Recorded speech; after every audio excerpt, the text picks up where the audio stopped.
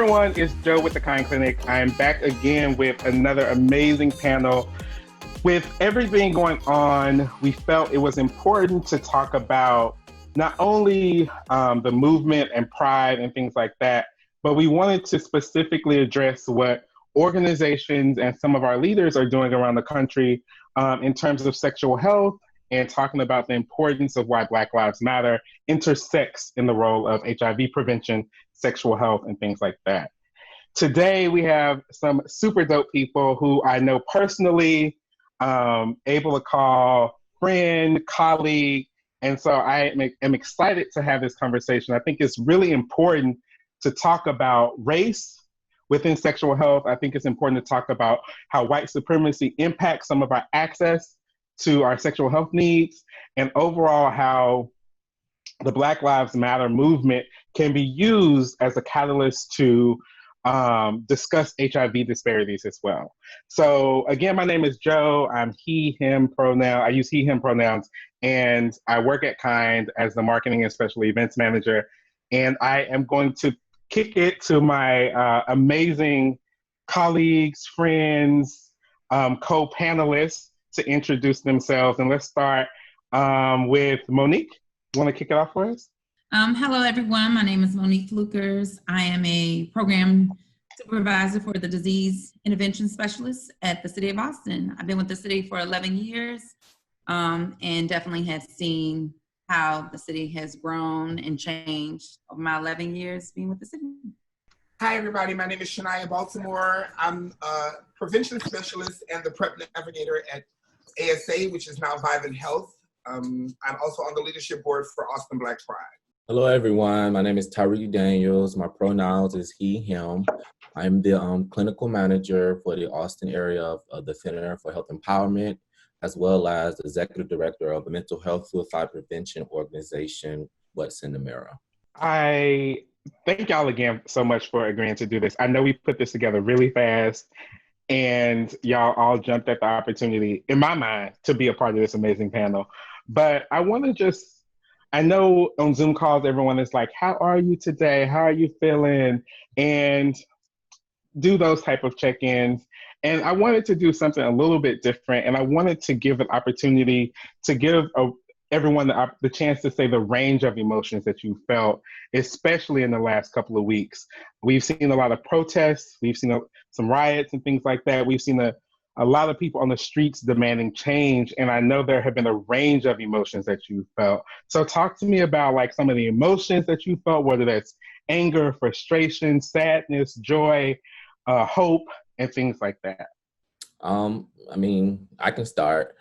So, as this began around, the Black Lives Movement and around the death of George Floyd, I feel like my first emotions were, anger that kind of transitioned into like energized and hopeful. Mm-hmm. I did a few protests. I seen my good Judy Joe quite often last week, on the front lines. And as that went on, I can say that I'm really in a place of emotions and feelings around being tired. Mm-hmm. And what I mean, and not just a physical tired, but yes, a physical tired. Like, I feel like the weight of, protesting and what's going on and every day, trying to, keep my ear to the community and keep my ear to what's going on. It has made my energy level go down. Like, I'm tired. I can go to sleep and get 8 hours of sleep and still wake up tired. So I don't even know if I'm really, I'm trying to do all the self-care to, rest well. But today, again, another day I woke up tired. So I think that's kind of what that range, that energize and that, hopeful energy. And while I'm still hopeful, I can feel my body reacting to just being tired of being tired, physically, emotionally, and spiritually. And, to piggyback on you, Tariq, as a mom and how George called out for his mom's name several times, I just feel like I wasn't able to help, like as a mom, you're not able to help your child when they're in need and they call out for you just like powerless. So anger, tired, as you stated. I also definitely feel, I did then all of that after watching the memorials on TV, I felt like we as Black people finally, you know, we're seeing that and we're starting to come together and really kind of making an impact.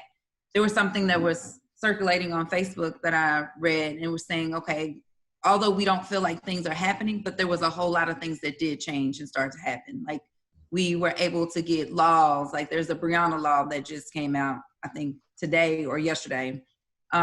There's no more chokeholds, the Eric Gardner law. So there's our voices are starting to be being heard.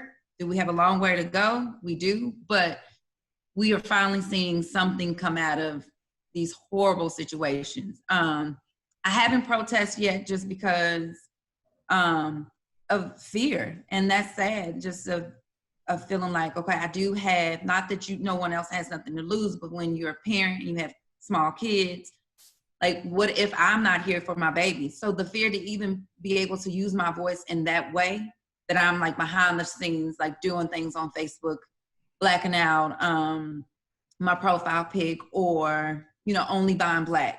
So yeah, it's unfortunate when you have those mixed emotions and you want to use your voice, but fear is holding you back. Yeah, tired is definitely probably the number one emotion for all of us. I was so tired still dealing with the pandemic stuff, you know, that like, I'm an internalizer. So when things like this start going crazy, I have to I have to leave it where it is, because I will take on everybody's problems and everybody's emotions, and I'll be so sad and I'll be crying and can't sleep. Like, and the world will just keep revolving, you know? So like when the pandemic started going on, I kept telling everybody at work, look, y'all, if they make everybody stay inside and then everybody outside only gonna be walking around with masks on, I'm gonna have to stay inside, because that's gonna make me feel like I'm living in a movie, you know, and I'm not gonna function well. Like, I'm just gonna be waiting for the bomb to drop, you know? So I was like, I'm not gonna be able to do that well. So I finally get past that, and then boom, George Floyd. And it's so funny that I was so tired, of those situations. I was so tired prior that when it happened, I just was like, you know what? I'll deal with this when they decide to not convict him. I'll get to it at that point, you know? Like, because we're so numb to it. You know what I'm saying? It's going on so much that like your emotion, I mean, I'll be honest, without all the protesting and without all the rioting, we probably wouldn't have had no emotion behind this, y'all. We're very numb to it. You know what I'm saying? It's happening every summer. We're going through this, where Black men are just dropping like flies, and the world is seeing it on video, and no one cares and no one does anything. So like at a certain point, you don't think your one voice will make a difference. So I just started saying like, you know what? I'll just wait until it's time for us to all be mad because yet another one did not get convicted. You know, and I just put it on the back burner. Then all of a sudden I see riots and protesting and stuff. And it made me draw even more in and stay more away from social media. I didn't even get on social media again until I saw the announcement about Awesome Black Pride being mentioned on CNN. And I was like, wait, what the hell is going on? You know, so I was like, let me go see. So I finally got engaged and started seeing what was going on. I told Sheldon, hey, what's going on? I need to get engaged. I'm ready now. You know, I've done some stuff. Everything's behind me, work is behind me. My organization was merging with another organization. As we were being sent home, we were getting new promotions. It was like a lot going on, you know, and I couldn't even breathe really. I felt like I was under everything. Digging out of the rubble, I definitely see that, you know, there are things that need to be done. And this is a time for not even us to bring the world together, but for us to bring Black people together. Because there are so many people that want to be part of Black Lives Matter, but want to strategically pick the lives of Black people that matter. You know, trans people don't matter. The gay people don't matter. Yeah, we love the Black Lives Movement until we find out that you're gay. Then you're in a whole different movement. We don't have nothing to do with you. You know, so I think that as a community, Black people, it's the time for us to see that we have strength in numbers as well, and that we can't leave by the people that are always being left by the wayside. We can't keep doing the same thing to them that the world is doing to them. So I think there are a lot of opportunities in all of this for change, basically. So that's exciting. I think you brought up a great point that one, we've seen this play out before, you know, with George Floyd, Breonna Taylor this year, Ahmaud, Tatiana, Eric Garner, so many names. And then we are still hearing about and seeing police act in an aggressive manner, not only towards Black people. The 75-year-old that was pushed to the sidewalk by the Buffalo PD, you know, the Seattle PD that essentially put through tear gas at an entire block of peaceful protesters. We've seen this play out before. But I'm curious, and then I also have to acknowledge Tony McDade, also as well, a Black trans man that whose death we still don't know information about because of the secrecy with the police.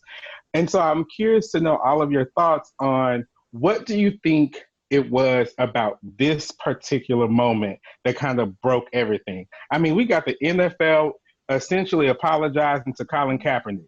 We have the NBA addressing this. We have major brands apologizing, not for like police brutality, but for systemic racism. And this is huge, you know, and I was exhausted to even watch the entire 8 minutes and 46 seconds of that video because we have seen this play out. We have seen our bodies on the streets for hours in Michael Brown's case, where like people in the neighborhood could just see it for like 4 hours. So what do you think was different about this moment that kind of like broke the camel's back, as my mama used to say? For me, I think what changed was the climate that we were already in as far as the pandemic that we were faced with. So we were already still, and we were like stagnant in whatever you were doing. At some point, everybody was kind of like in place. Whereas things like that has happened before, and then life still carried on as normal. Well, this time we were like shelter in place and we couldn't go anywhere. So we had to, kind of gave us an opportunity to finally come together and use our voice. Because I feel like this is similar to the Eric Gardner, because we watched that play out and how he was in a chokehold. He said he couldn't breathe numerous of times. I think one of the first people that, or organizations that was huge that really started to speak out about it was the NBA. And then they had shirts and all that kind of stuff. But I just think the climate that we were in with the pandemic, the president, as far as his hatred comments, and people are kind of getting sick and tired of like, he wasn't telling us, being honest about the pandemic initially, saying it was a hoax. And so you have that going on, and then you see that, it was just like, man, he's just out of line already with everything else that he was been doing. So I think it gave us a chance to really be still, sit and think about it and how we want to move forward. And why this was the time that there was like no more hashtags. We need to stop being another hashtag. That was my take on it. I'm not sure how the others. Mm-hmm. I mean, for me, I totally agree with you, Monique.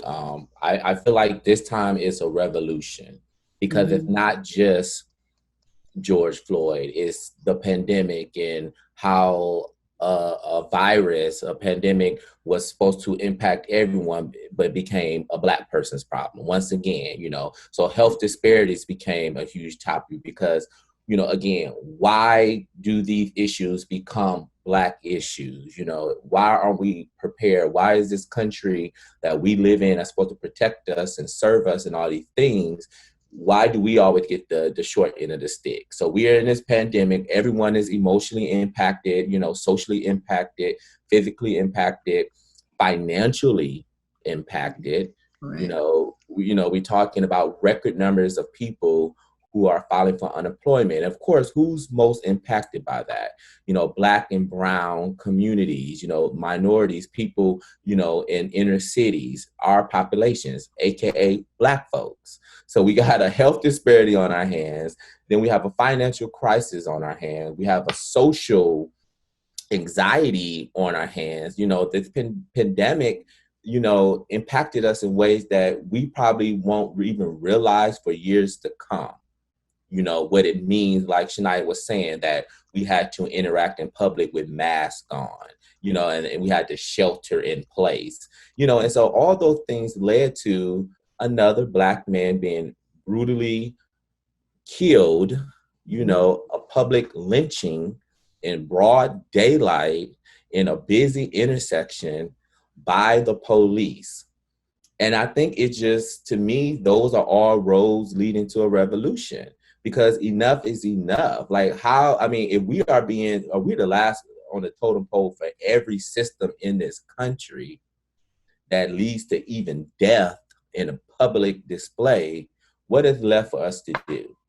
Like, what other options as people, as Black people, do we have? Like, how longer can we, you know, not react, you know, and tear stuff up or however you want to protest or however you feel like you need to do that. So I think all roads led to this. I don't, just looking back from March to now, I don't even know what else we could have done, but get in the street, but just knock the door down. And so I think those organizations like an NFL and Starbucks, and because we're still checking them at the door. Starbucks want to say, "Oh, Black Lives Matter," but don't you wear no Black Lives Matter shirt. And baby, that went viral. Like, wait a minute now, Starbucks. Like, we not playing those games. So I just feel like the coffee ain't that good for you to be saying that. Like you said, Monique, like all of these things led to this point, and it was all a part of the destruction of the Black community. Mm-hmm. And enough is enough. So that's what I feel led us to this point of the revolution. I think it was interesting how, remember a few months or maybe a year ago when there was just 2 Black gentlemen that were in Starbucks, and the girl, somebody called the cops on them, and how they like closed things down and said they were going to do a new HR like reorg of how they were going to do new things, but then they come back and like, oh, just kidding. So did y'all do it, or did you not do the reorg or the new HR policy and process? So I think it was just all for like, oh, we're going to get this together, we are inclusive. Y'all really not. So don't buy Starbucks. Okay. Bottom line, right? I kind of want to go back a little bit, Monique, and I want to be very clear. I am not a parent, and I don't know if any of our other panelists are in any sense. So this is open to. Okay, Monique. Earlier you mentioned being a mom, and I don't know how many of our panelists identify as parents or guardians in any form, but I vividly remember the conversations I had with my mother and my brother about what to do if I'm ever stopped by the police. I remember the first time my brother, I was in a car when I was younger, him getting stopped by the police for taking some spray paint out of my mother's car. And so I wonder, like, you briefly mentioned, like, as a mom having to think about this when in the case of George Floyd, but what type of conversations do you, or how do you have that conversation? How do you bring up this topic? I know I have a 16-year-old nephew who I see the baby that came out when, he was born, but to the world, he's like 6'2", he's almost a grown man. How do you have these conversations with your children? And that's open to anyone, whether you're a parent or you have younger siblings or anything like that. So no, that's a really good question. So, and I start off by saying, thank God I have girls. Like, it's because, as you see, they're not, the women aren't, not that we're not dying, Black women are not dying. But as far as these type of situations, being pulled over as much as Black men, that's not happening. However, I have a 6-month-old and a 20-year-old, go figure. But my 20-year-old was telling me the other day, she has a boyfriend. And so that they were driving and the lights started to come on, and he just panicked because he was like, what did I do? Thank God he was going to get someone, it was for another call for somebody else. But the fact that she's seeing him panic just because of lights, you know what I'm saying? Like, it wasn't even pulling him over. He didn't do anything wrong, but just that fear of, I did something wrong when I just driving while Black, or the panic of just seeing that badge and just knowing that I'm with him and he could possibly get in trouble just being Black. So we have the conversations of make sure you record things, make sure, be safe. I love, saying I love you multiple times a day. If you need me, call me at any time, no matter what time it is. Like, that fear of, for me, I don't really go to sleep until their garage door opens and I know she's home safe. So if she's safe, then I feel like that he'll be safe too, because he's close. We live, fairly close to each other. But as a mom, that fear of not being settled until your child is at home just sucks. And I have to fear that with the people who we call if we're in need, if someone's breaking into your house or someone's, like you need them, that the protect and serve, that I don't feel that way about them. And don't get me wrong, I don't think all cops are bad. However, they're making a bad name for all cops with the few bad ones that they had. So I do have a 13-year-old nephew, though, who is 6 foot tall. And just the fact that he is 13, but he looks like a grown man, that why do y'all feel like that we are so threatened because we're tall, we're Black? Why don't you look at us as like, no, we're educated. We also be tall and Black. We're smart. We're doing the right thing. Why do you, the first thought is always negative? That just puzzles me, that we can't be thought in the light of, for me as a Black woman, I'm always thought if I get aggressive or I rave, lean in or raise my voice, but not cussing you out, not saying one cuss word, can be articulate and be well-spoken, but I'm a threat or I'm angry, which is I'm none of those things unless you get, what I'm saying? We all have that, regardless of whatever color you are. But it just sucks that we always have to be one step ahead or be like to know when to be quiet or don't say anything because of the backlash or the target that you're gonna have on you moving forward. That you say, why are they always targeted? Why is the Black guy always seen like as a threat, and stuff like that? Well, I think just like it's hard for us to get out of systemic racism, it's gonna be hard for them too. So we gotta understand, it's just like we're transitioning. When you transition in your mind and in your life, you've been a different person for a long time. You start to transition, and to everybody that's watching, it looks like it happened overnight. It's like, oh my God, where did this come from? This is just out of the blue, and this is overnight.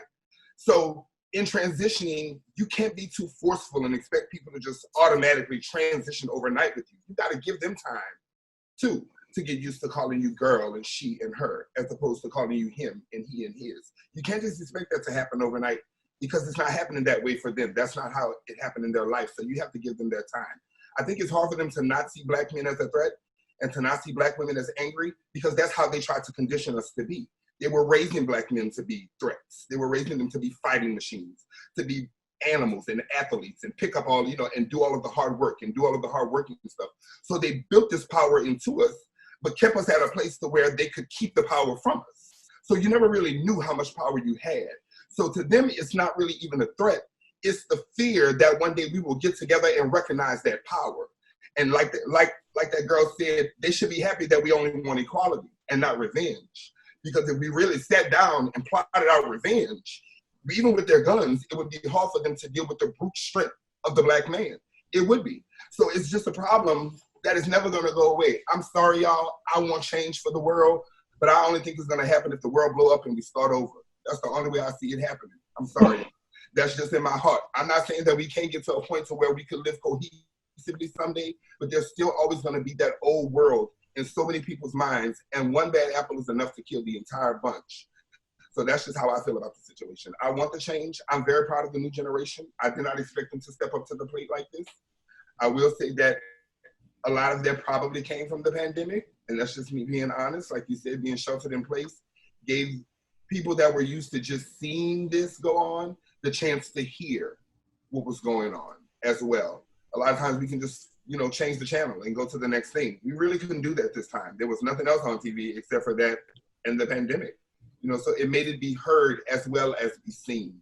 And it just created this movement. And I'm very proud. I'm proud to be alive in the midst of it all, to watch the change happening, to be able to have this story to tell to my little nieces and nephews when they grow up. I don't want no kids. But yeah, so I just think I think where a lot of people were already losing a lot of hope, like didn't know where the next job was going to come from, didn't know where the next meal, the next way to pay their bills were going to come from. I think a lot of people were at rock bottom. And in a strange way, I think this revolution gave a lot of people hope. I think it gave a lot of people a place to be seen and somewhere to be heard and a chance to congregate with all of the rest of their family members and allies and people that are, on the outside, but helping us on the inside. I think it gave them a chance to really see all of that and give them something positive to do, like channeling negative energy, I guess. If anyone knows me, they know I'm a very optimistic person. I try to see the good in people and situations.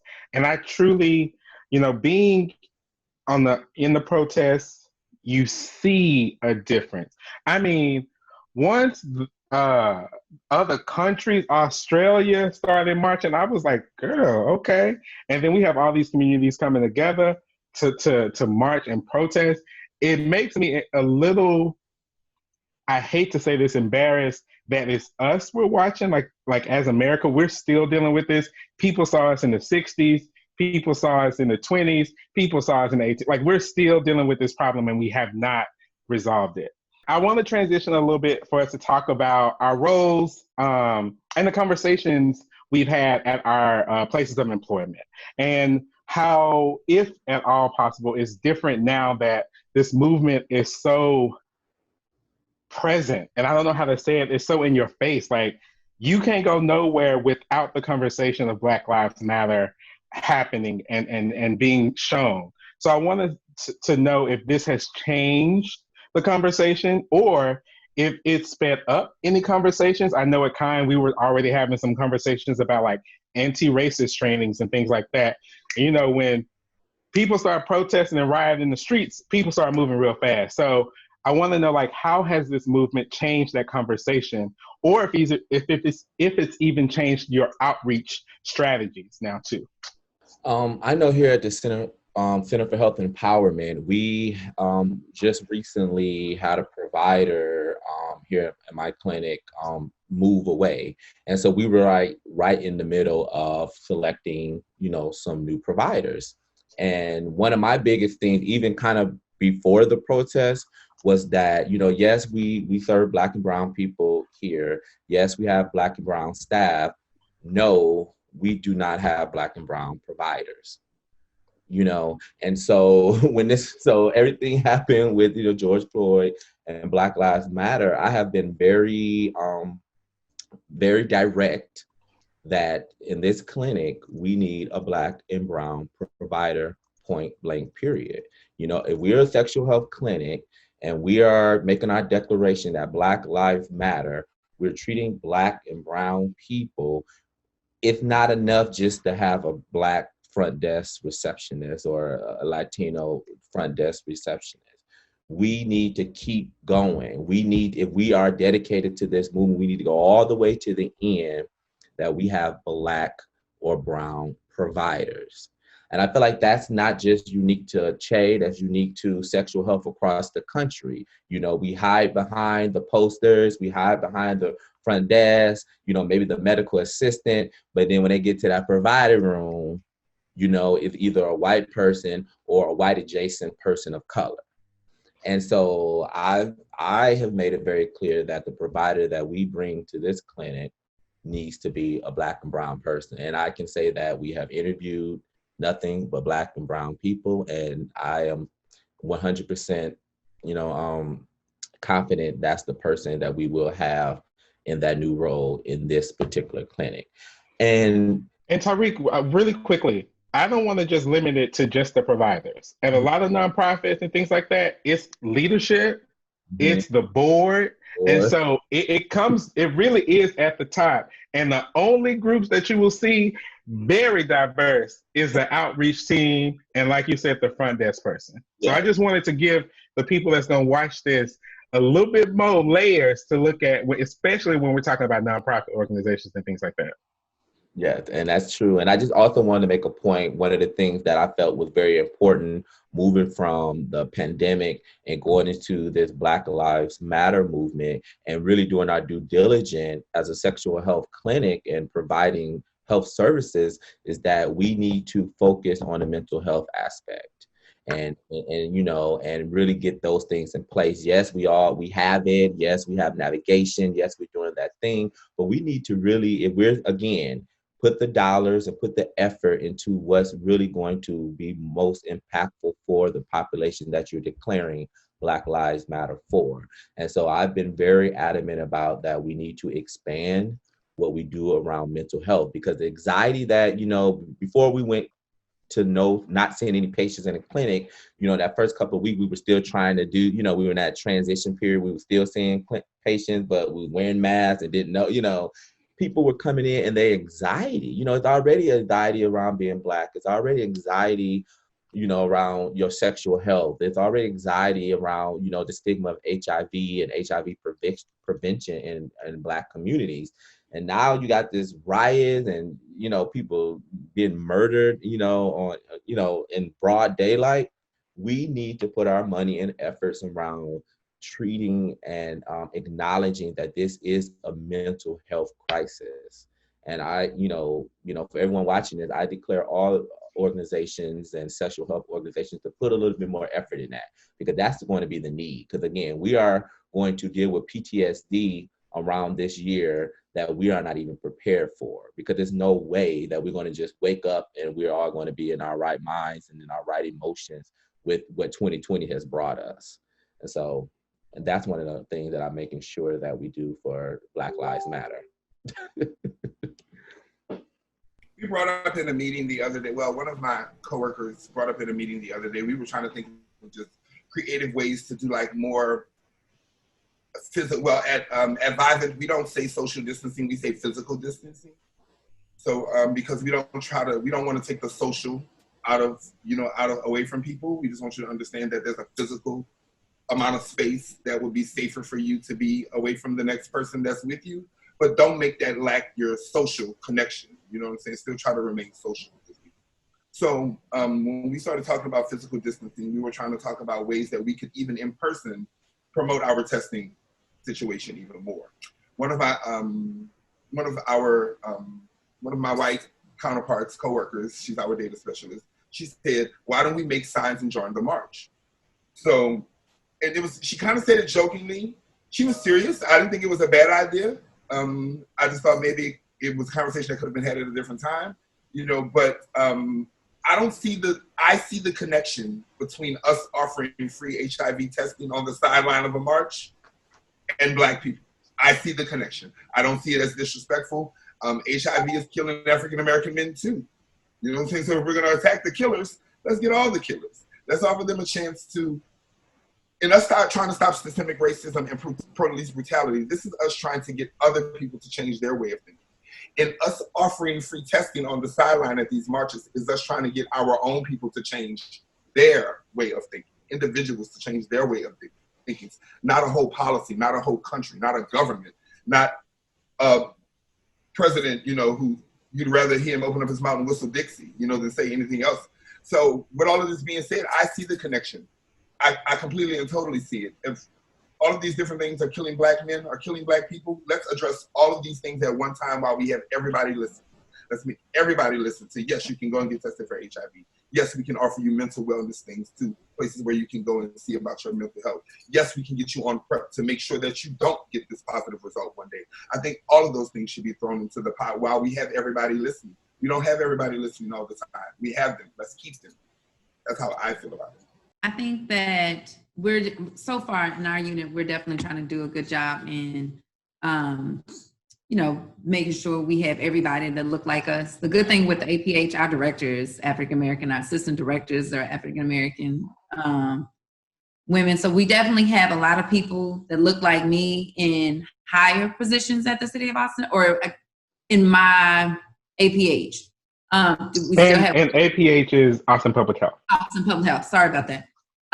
So I'm the only one in my unit thus far. I had one of my managers has been reassigned, but no, I think we're doing a pretty good job. But I agree with Shania as far as that connection. That's a really good point. As far as if we're out there, let's get them while we have them. Let's be able to say this is the things that we offer. A lot of people still don't know that what we do and what we can offer them. So for sure, we're there. Let's go. Why not? And I will say that Vivint Health, as far as connection to Black and brown people is concerned, I know that we have lots of diversity. And for the record, y'all, Vivint AIDS Services of Austin is now Vivint Health. Okay, still getting that out there as well. So with that said, what I will say is this, my director, if she feels like it's a color sensitive situation and she don't feel like she's the best person to make the decision, she come get one of us. She'll literally come in and say, hey, guess what? It's time for us to plan Juneteenth. Y'all put together what y'all want to put together and we're going to back whatever y'all do. So it's not really like It's not them telling us what to do. It's definitely our voices and our choices that are being made when it comes to the things surrounding the African American culture. I think my director in particular was smart enough to hire people that she felt like she trusted the work that they had already done. You know, she hired people to sweep her floor because she would trust them to sweep the floor, you know, for lack of a better term. She knew that she wouldn't have to come behind them and re-sweep the floor. So she trusts our judgment, and she really listens to us, and she knows that we have our ears and our fingers on the pulse of the city, that we're connected. She knows that we're not just making I statements when it comes to situations of color.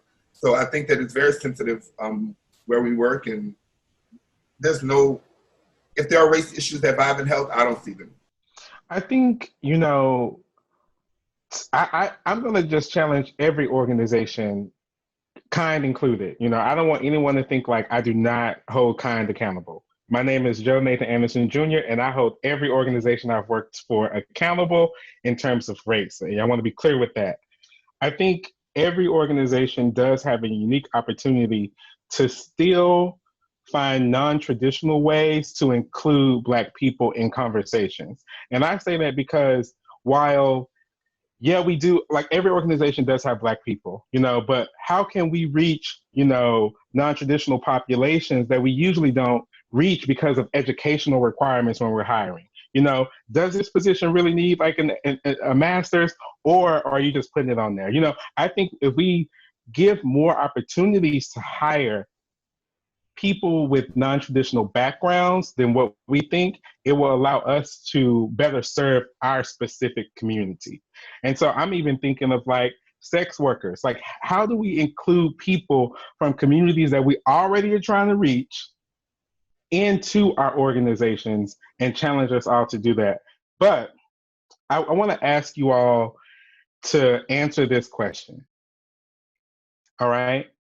If there is something that this movement and this process and these last couple of weeks, or even this last couple of months, have taught you in terms of like Black Lives Matter and how you can go forth to make change, what has this taught you, and what has it inspired you to do in order to make the change and to see the change that you want? So for me, it has inspired me to speak up.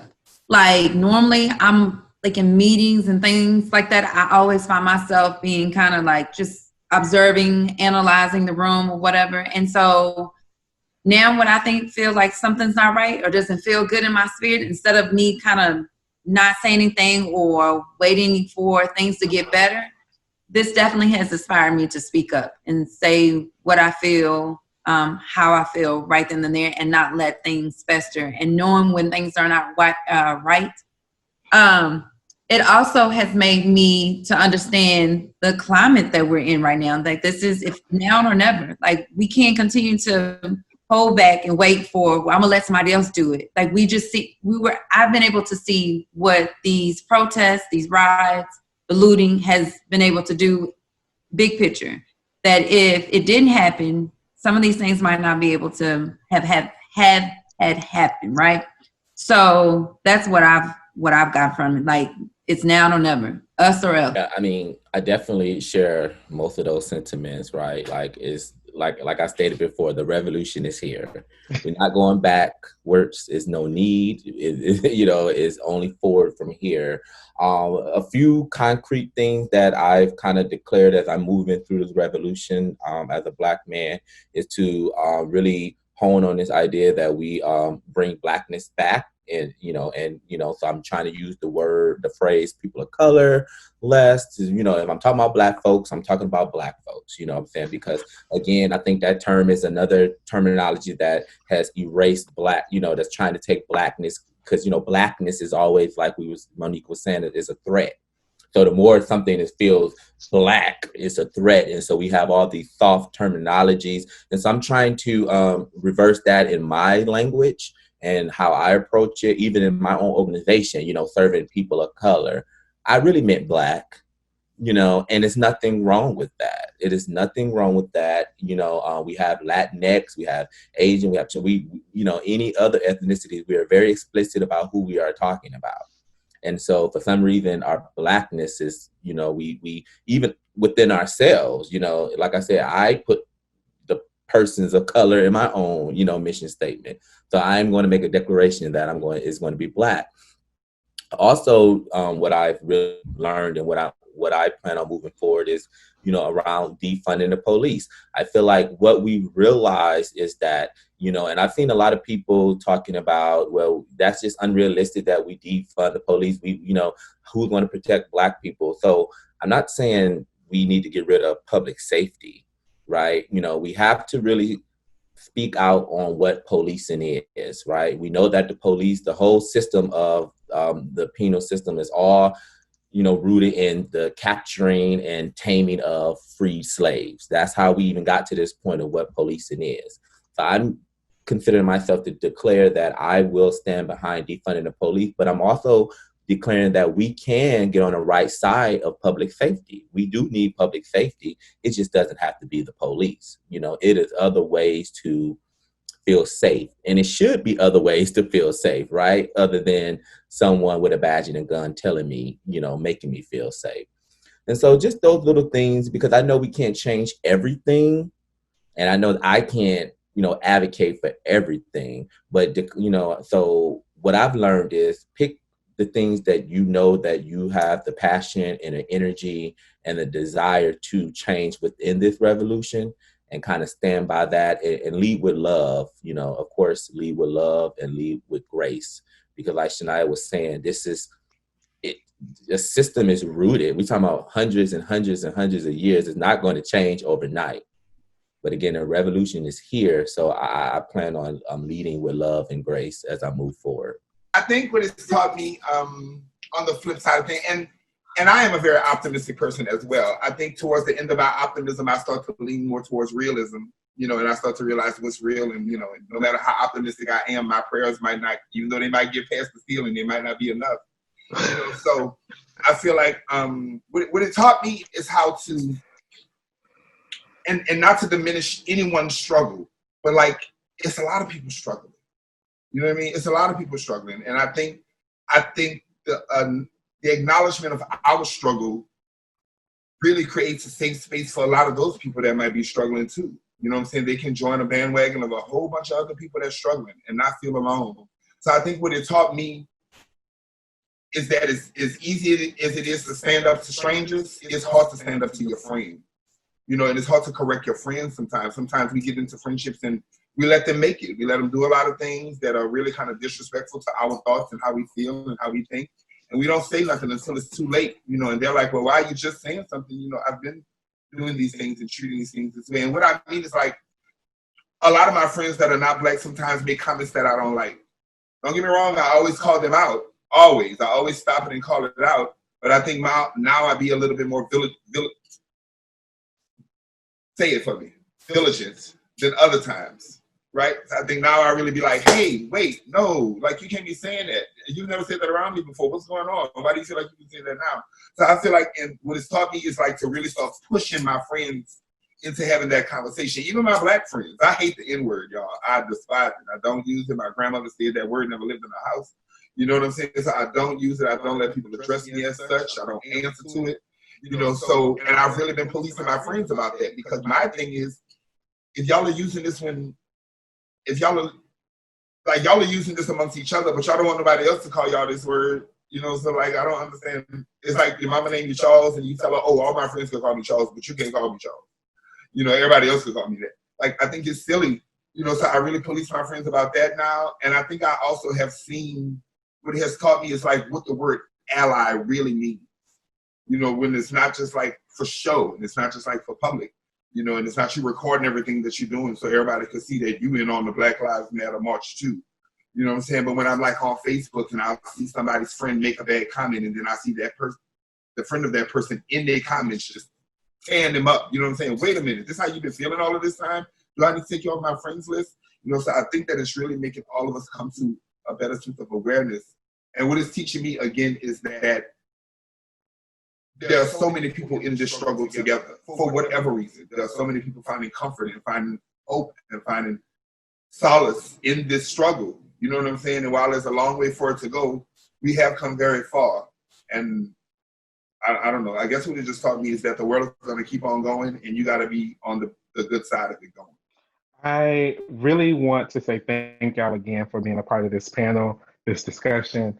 It's going to get released next on a different day than we record, but I want to let everybody know it's a Friday afternoon, and these folks signed up to do this. They did not have to. So from the bottom of my heart, I really, really appreciate not only your words, but just being really authentic and transparent about your feelings and things like that. So no, this for me is not the end of the conversation. I do want to do this again in a couple of weeks to kind of round back and see where we are again and talk about how we can continue this movement. We did not get to talk about everything in this time. And so I know there's so much more we can talk about in the intersection of Black Lives Matter and sexual health and just being Black, working in sexual health, living in Austin with it. Yes, being Black and, we all have intersections of how we identify. So thank y'all so much for watching. Thank y'all so much for being a part of the panel. And I appreciate y'all. Until the next Kind Talk, see you later.